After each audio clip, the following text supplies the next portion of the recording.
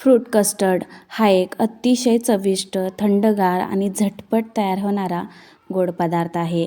विशेषतः उन्हाळ्यात हा डेझर्ट खूप आवडीनं खाल्ला जातो. दूध, कस्टर्ड पावडर आणि विविध प्रकारचे फळं म्हणजे सफरचंद, केळी, द्राक्षे, चिकू जे फळं तुम्हाला आवडतील ना, त्या फळांचा समावेश तुम्ही ह्या कस्टर्डमध्ये करू शकता.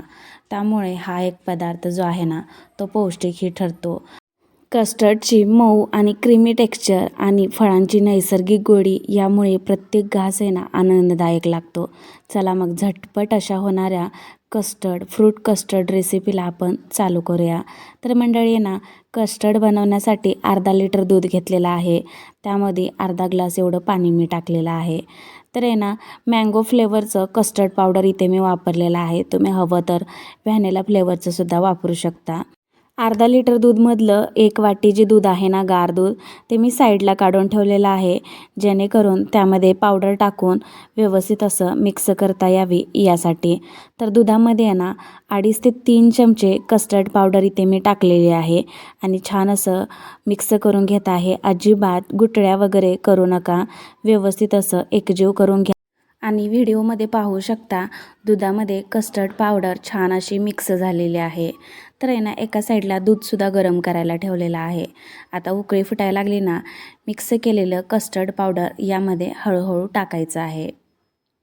तर इथे ना एका हाताने कस्टर्ड पावडर टाकते, तर दुसऱ्या हाताने चमच्याच्या साहाय्याने आहे ना छान असं व्यवस्थित असं ढवळून घेत आहे, मिक्स करून घेत आहे, जेणेकरून कस्टर्ड पावडरच्या गुठळ्या दुधामध्ये तयार होणार नाही आहेत यासाठी. कस्टर्ड पावडर टाकून झाल्यानंतर यामध्ये 1 वाटी साखरेचं प्रमाण टाकलेलं आहे. साखरेचं प्रमाण तुमच्या आवडीनुसार तुम्ही कमी किंवा जास्त करू शकता.